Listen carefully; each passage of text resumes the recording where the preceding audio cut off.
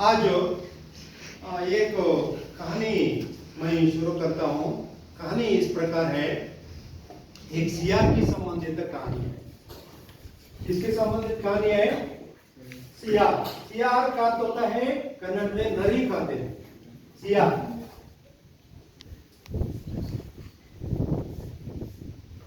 एक जंगल में सियार रहता था। कहाँ रहता था? जंगल में। एक जंगल में सियार रहता था। जंगल में घूमते घूमते एक कुएं के पास से पहुंचा।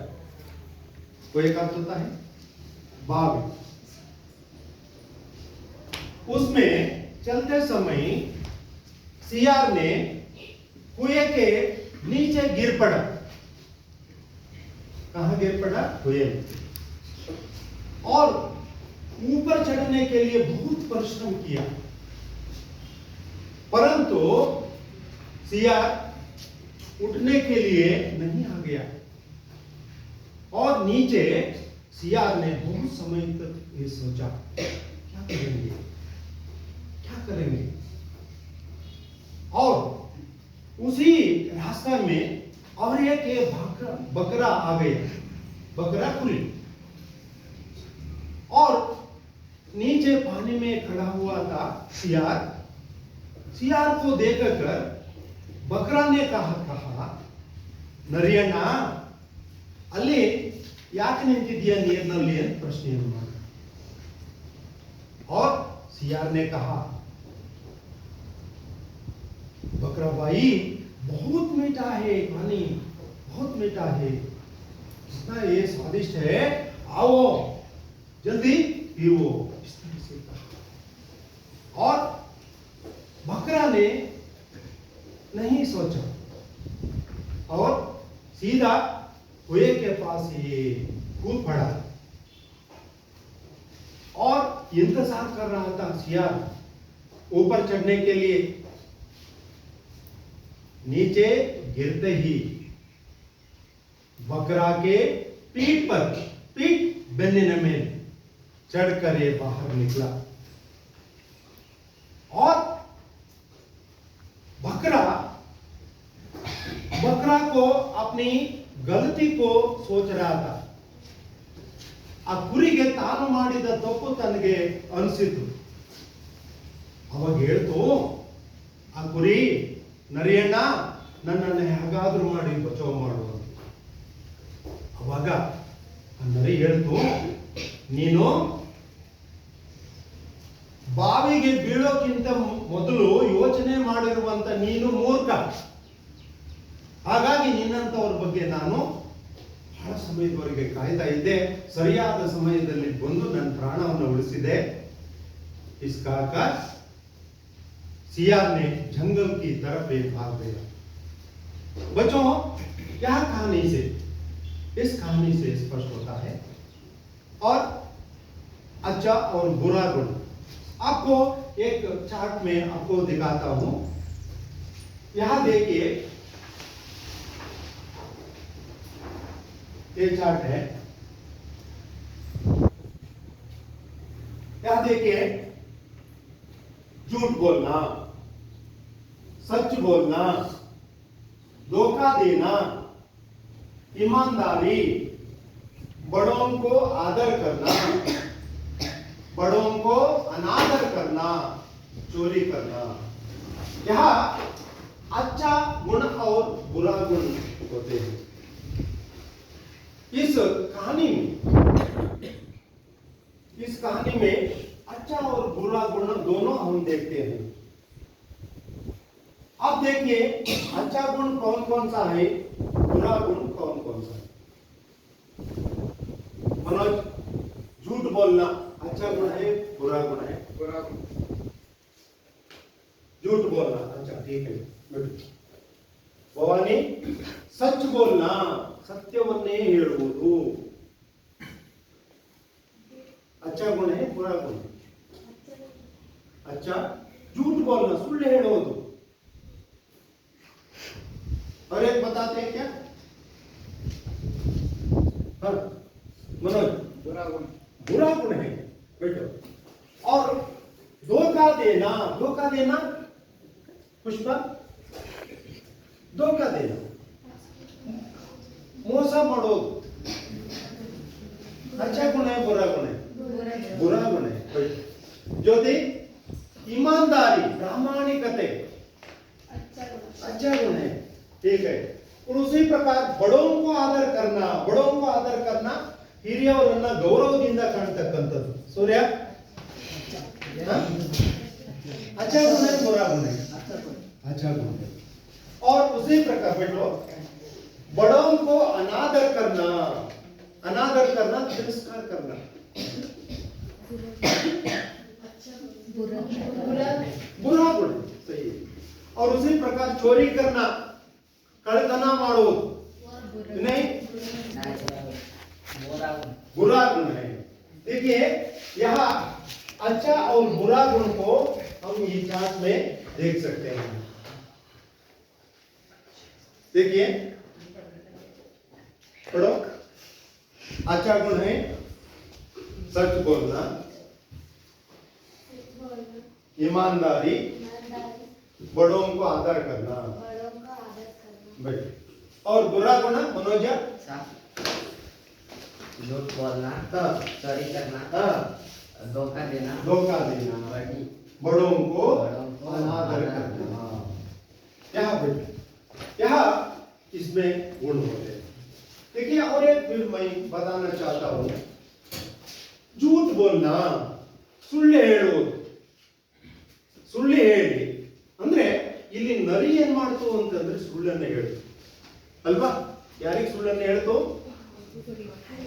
ಕುರಿಗೆ ಸುಳ್ಳನ್ನ ಹೇಳ್ತು. ಆಮೇಲೆ ಏನ್ ಮಾಡ್ತು ಕೇಳಿದ್ರೆ ದೋಖಾದೇನ ಮೋಸವನ್ನ ಮಾಡ್ತು ಅಲ್ವಾ? ಮೋಸ ಮಾಡ್ತು ಇಲ್ವೋ? ಮೋಸವನ್ನು ಮಾಡ್ತು।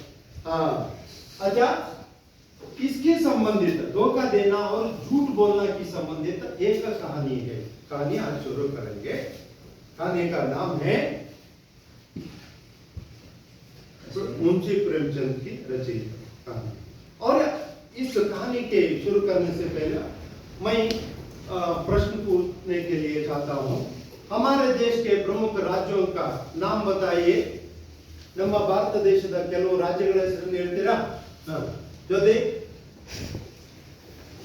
ಕೇರಳ, ತಮಿಳುನಾಡು, ಕರ್ನಾಟಕ, ತೆಲಂಗಾಣ, ಮಧ್ಯಪ್ರದೇಶ, ಉತ್ತರ ಪ್ರದೇಶ, ಪಂಜಾಬ್, ಗುಜರಾತ್, ಮಹಾರಾಷ್ಟ್ರ, ಅಸ್ಸಾಂ, ಒರಿಸ್ಸಾ, ಮೇಘಾಲಯ, जम्मू कश्मीर। हाँ कश्मीर है ना? हाँ इस कश्मीर की संबंधित एक कहानी है। आज शुरू करेंगे कश्मीर की संबंधित एक कहानी है। इस कहानी 10वीं कक्षा की संबंधित हिंदी वल्लरी गद्य पाठ की संबंधित है। दूसरा गद्य पाठ है। देखिए पाठ 2 कश्मीरी से पुस्तक तेगिरी कश्मीरी से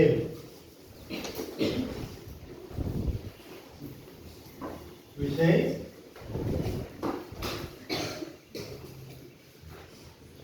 हिंदी,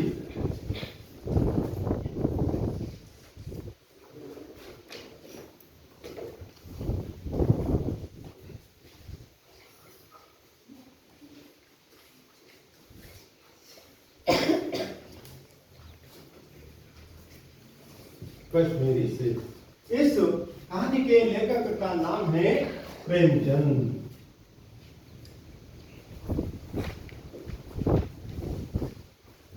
इस कहानी के लेखक का नाम है प्रेमचंद। बच्चों आज इस कहानी के लेखककार के या कहानीकार के बारे में हम जानकारी प्राप्त करेंगे। कश्मीरी से यह कहानी है। इस कहानी के लेखक है प्रेमचंद। प्रेमचंद के बारे में हम पहले उसके बारे में जानकारी प्राप्त करेंगे। देखिए लेखक परिचय नाम है मुंशी प्रेमचंद और उनका ये पूरा नाम है, बचपन का नाम है धनपत राय। उसको धनपत राय बचपन से पुकारते थे और उनका पूरा नाम है मुंशी प्रेमचंद। और उनका जन्म 31 जुलाई 1880 और जन्म स्थल के बारे में बताया गया है, वाराणसी के लमही गांव में हुआ था। मुंशी प्रेमचंद का जन्म उस प्रदेश में हुआ था। मृत्यु 8 अक्टूबर 1936 में हुआ था। और पिता का नाम अजय राय और माता का नाम आनंद देवी और भाषा हिंदी तथा उर्दू। प्रमुख रचनाएं गोदान, गबन, कर्मभूमि, निर्मला, सेवा सदन, यहाँ प्रमुख रचनाएं हैं। और नौकरी, वे शिक्षा विभाग में नौकरी करते थे। प्रेमचंद जी, मुंशी प्रेमचंद जी ने शिक्षा विभाग में, शिक्षा विभाग का होता है एजुकेशन डिपार्टमेंट में, पहले एक काम करते थे। उनकी प्रमुख कहानियां हैं। यहाँ कश्मीरी से भी कहानी है, इसमें प्रमुख कहानियां है पंच परमेश्वरा, उसकी रात, बड़े घर की बेटी, नमक का दरोगा। यहाँ प्रेमचंद जी के प्रमुख कहानियां हैं। बच्चों, आज इस पाठ में, कश्मीरी सेब पाठ में प्रेमचंद जी ने क्या कहा है? कश्मीर एक राज्य का नाम है, कर्नाटक में हम रहते हैं, उसी प्रकार कर्नाटक की तरह कश्मीर एक राज्य है। सेब, सेब का होता है फल ना। इस सेब तो आगे कहते हैं प्रेमचंद जी ने कश्मीर में सेब का बहुत ही प्रसिद्ध है। और इस कहानी में सेब के बारे में नहीं बताया है। इस सेब को, सेब के माध्यम से इस कश्मीर पाठ में, कश्मीरी सेब पाठ में सेब देखकर और धोखा देने की विचार को इस कहानी में बताया गया। इस कहानी में स्पष्ट रूप से ये बताया गया है। अच्छा, और एक इस पाठ में संबंधित विचार के बारे में हम चर्चा करेंगे। क्या है?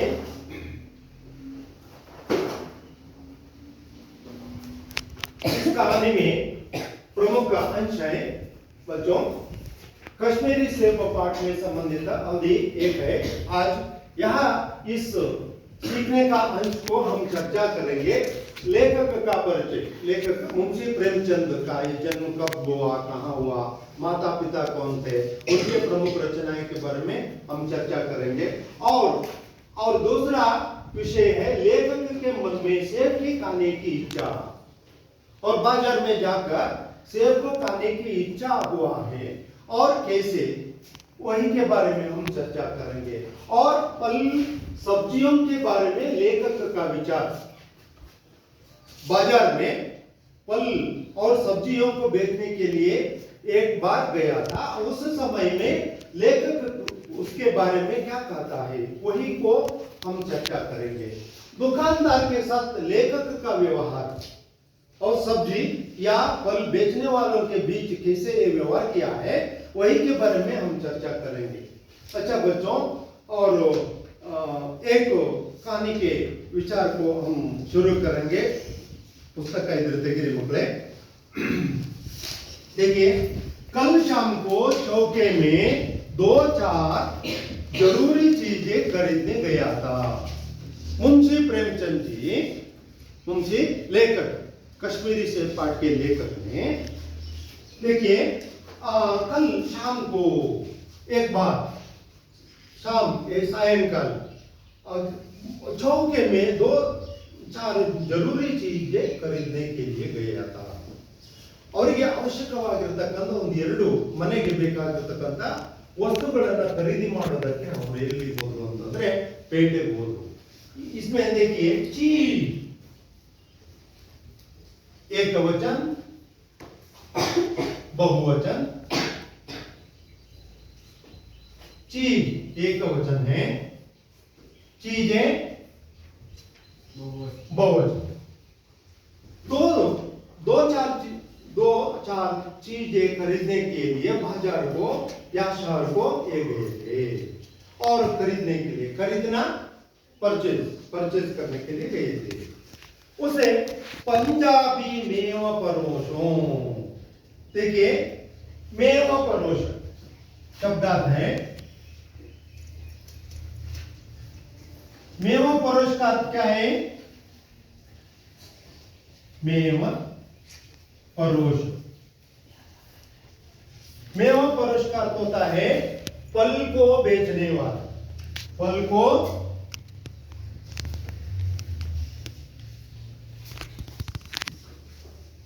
बेचने वाला।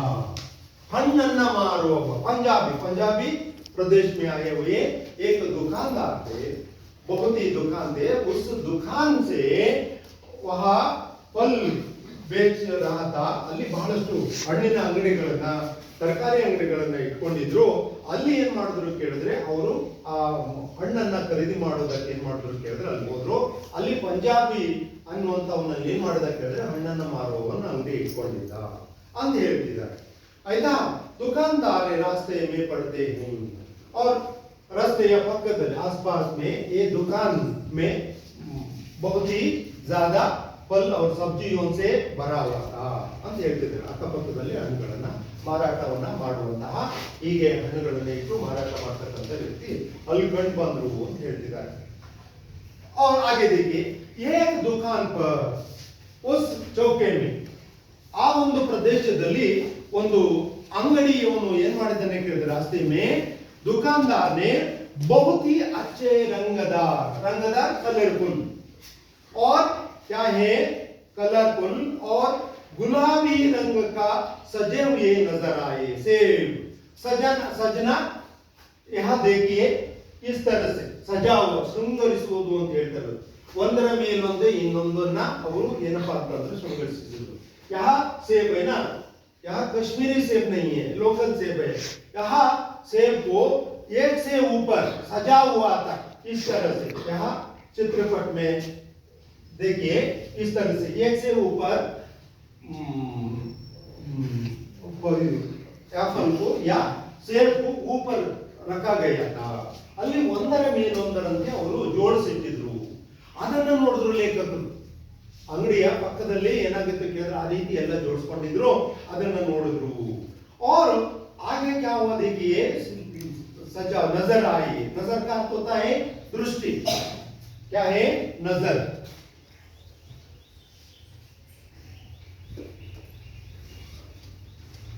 ಆ ಅಂಗಡಿಯ ಪಕ್ಕದಲ್ಲಿ ಇರತಕ್ಕಂತ ವಸ್ತುಗಳನ್ನ ನೋಡಿದವಾಗ ಅಲ್ಲಿ ಅವರ ದೃಷ್ಟಿ ಬಿತ್ತು. ಎಲ್ಲಿ? लेखक के दृष्टि नजर या बल पर ये पड़ा था. और क्या हुआ देखिए, नजर आए. जी ललचा उठा. जी ललचाना होना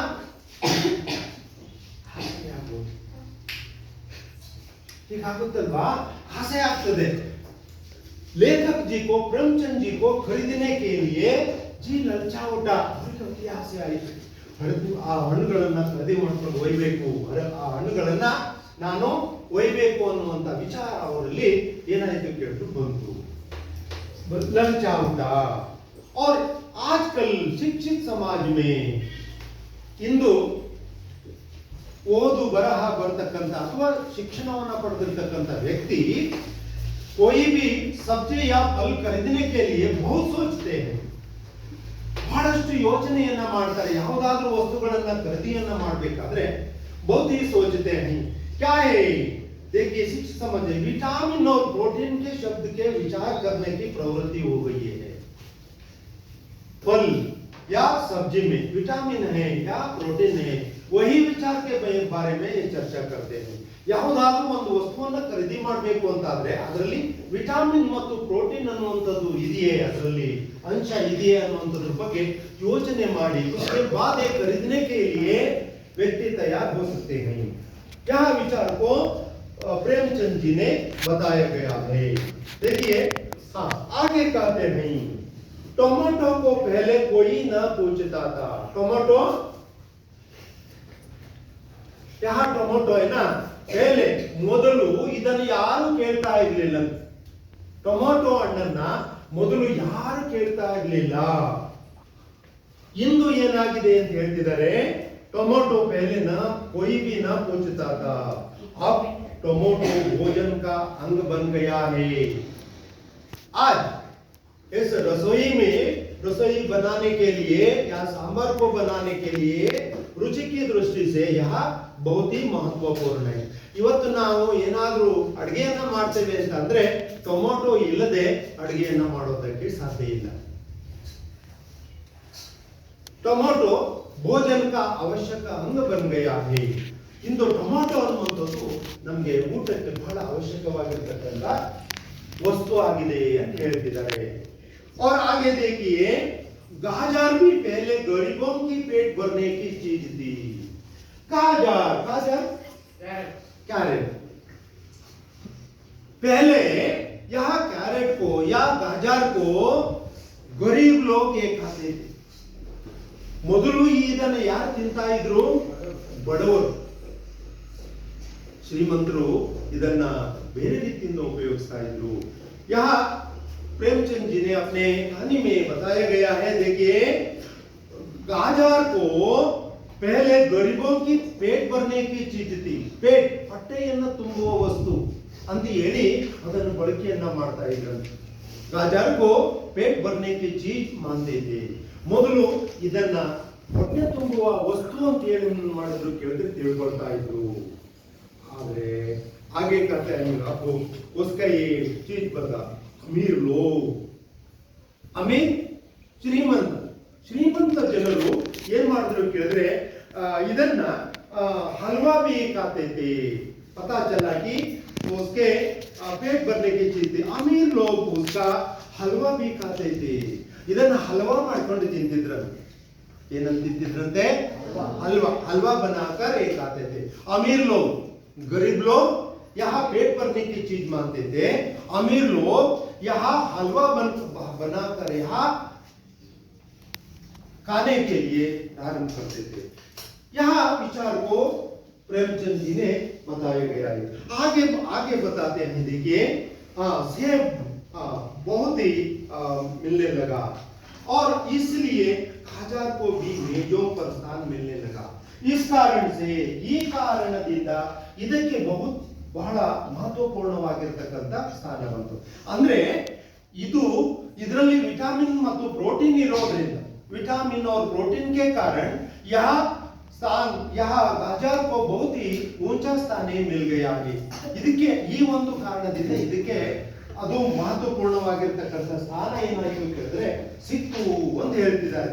और आगे कहते हैं, देखिए सेब की विषय में तो यह कहा जाने लगा है।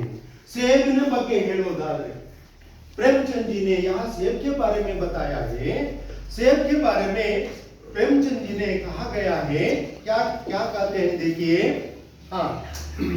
सेब के विषय में तो जाने लगा है।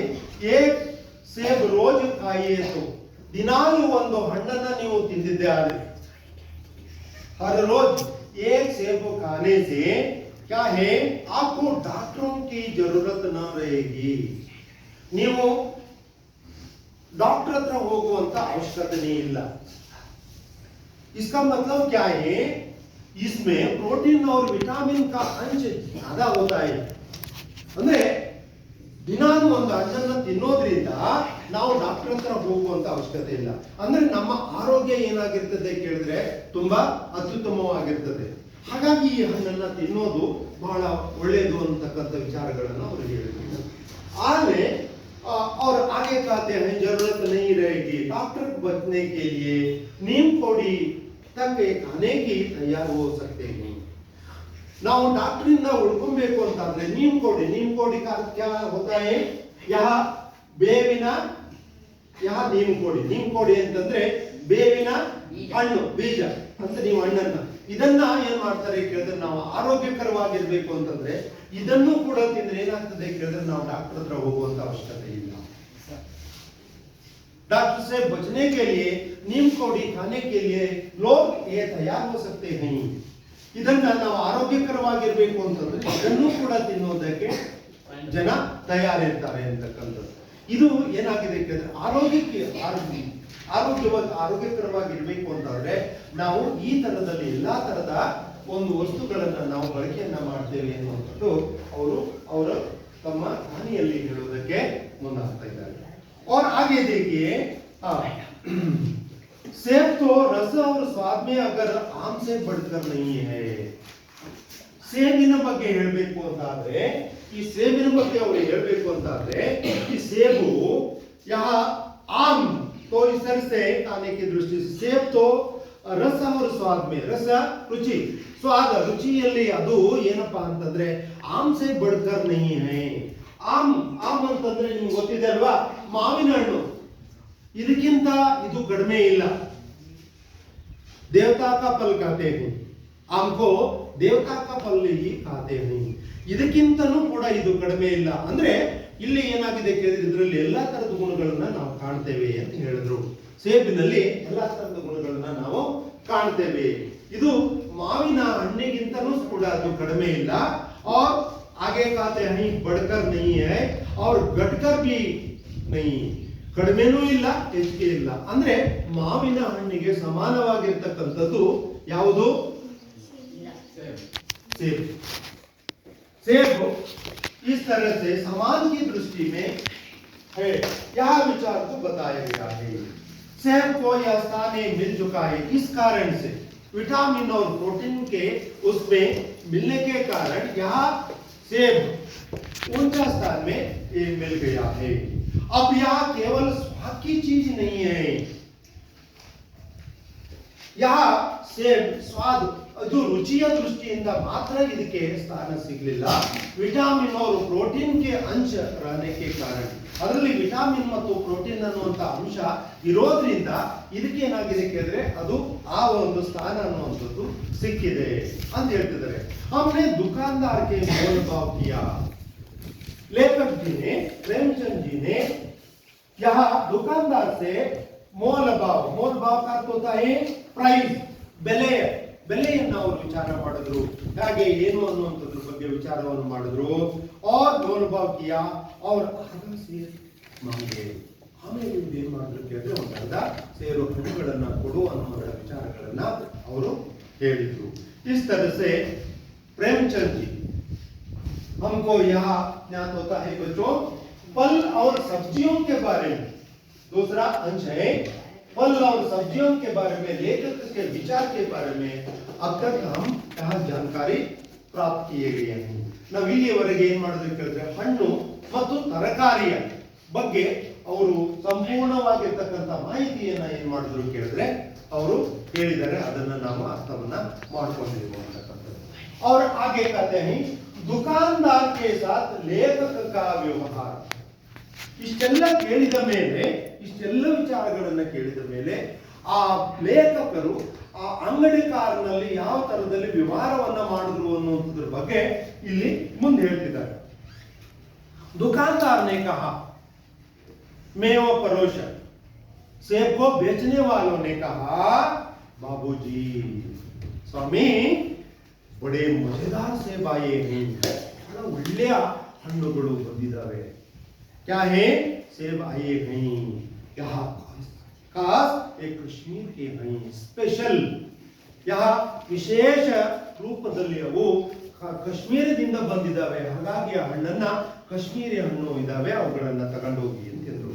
ಖಾಕರ್ ತಬಿಯತ್ ಖುಷ್ ಹೋ ಜಾಯೇಗಿ.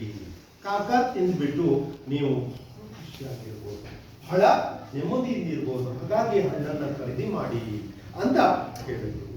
मैंने रुमाल निकाल कर ಇವರು ಲೇಖಕಿ ಅವರ ಒಂದು ರುಮಾಲ್ ವಸ್ತ್ರವನ್ನು ಏನ್ ಮಾಡಿದ್ರು ಕೇಳಿದ್ರೆ ಹೊರ ತೆಗೆದ್ರು. ಉಸ್ ದೇನೆ ಕೆ ಲಿಯೆ ಚುನ್ ಚುನ್ ಕರ್ ಲಾನಾ ರಖ್ನಾ. ನೀನು ಒಂದೊಂದನ್ನ ಆಯ್ಕೆ ಮಾಡಿಕೊಂಡು ಅವುಗಳನ್ನ ಹಾಕು ಅಂತ ಹೇಳಿದ್ರು.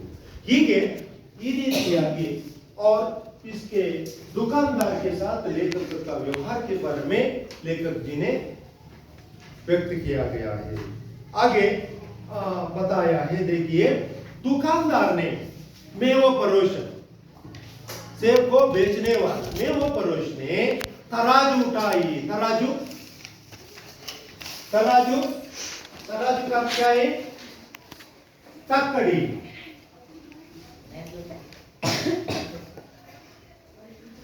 तराजू का क्या है?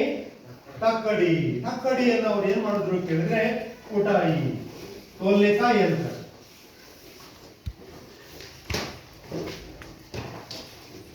ಯಂತ್ರೆಯ ಸಾಧನ ಆ ತೋಲ್ನೇಕ ಸಾಧನ ಅದನ್ನ ನಾವು ಏನ್ ಮಾಡಿದ್ರು ಕೇಳಿದ್ರೆ ತಕ್ಕಡಿಯನ್ನ ಹಿಡ್ಕೊಂಡ್ಬಿಟ್ಟು ಏನ್ ಮಾಡಿದ್ರು ಕೇಳಿದ್ರೆ ನೌಕರ್ಸ್ಗೆ ಬೋಲಾ लड़का से बोला वो काम करने वाले लड़का से कहा और कहता है आधा सेर कश्मीर की सेब निकाल ला अर्ध ಸೇರು ಕಾಶ್ಮೀರಿ ಸೇಬನ್ನ ಅವರಿಗೆ ಕೊಡು ಅಂತ ಹೇಳಿದ್ರು ಚುನ್ಕರ್ಲಾನ ಅವುಗಳನ್ನ ನೀನೇನ್ ಮಾಡ್ಕೋ ಚುನ್ಕರ್ ಆಯ್ಕೆ ಮಾಡ್ಕೋ ಅಂದ್ರೆ ಅವುಗಳನ್ನ ಒಳ್ಳೊಳ್ಳೆವುಗಳನ್ನ ಅವನ್ನ ನೀನೇನ್ ಮಾಡ್ಕೋ ಅದನ್ನ ನೋಡಿ ಸರಿಯಾಗಿ ಆಯ್ಕೆಯನ್ನ ಮಾಡಿಕೊಂಡು ತಗೊಂಬಾ ಅಂತ ಹೇಳಿದ್ರು इस तरह से लेखक जी यहाँ लेखक जी ने दुकानदार के साथ लेखक का व्यवहार के बारे में कहा गया है कहा इस तरह से सजावट की चित्रपट है और यहाँ विचार को बताया गया है अच्छा बच्चों आज एक पाठ की संबंधित और एक कश्मीर पाठ के संबंधित एक्टिविटी है और एक्टिविटी के बारे में मैं प्रश्न पूछता हूं आप इस तरह से प्रश्न को उत्तर दीजिए हाँ शाम शाम का विलोम शब्द क्या है शाम का अर्थ होता है सायंकाल विलोम शब्द क्या है सुबह सुबह क्या है सुबह कहिए और उसी प्रकार खरीदना खरीदना का विलोम शब्द हाँ बेचना और उसी प्रकार बहुत का विलोम शब्द बहुत कम अच्छा शिक्षित का विलोम शब्द अशिक्षित हाँ सही है अशिक्षित उसी प्रकार आवश्यक का विलोम शब्द अनावश्यक सही है और उसी प्रकार गरीब का विलोम शब्द अमीर हाँ सही है अमीर और उसी प्रकार रात का विलोम शब्द रात दिन सही है और उसी प्रकार बाहर का विलोम शब्द अंदर बाहर का आउट अंदर इन और उसी प्रकार पास पास का विलोम शब्द दूर सही है और एक बात मैं बताना चाहता हूं शाम सुबह खरीदना बेचना बहुत कम अच्छा बुरा शिक्षित अशिक्षित आवश्यक अनावश्यक गरीब अमीर रात दिन बाहर अंदर पास दूर अच्छा और एक प्रश्न है इसकी संबंधित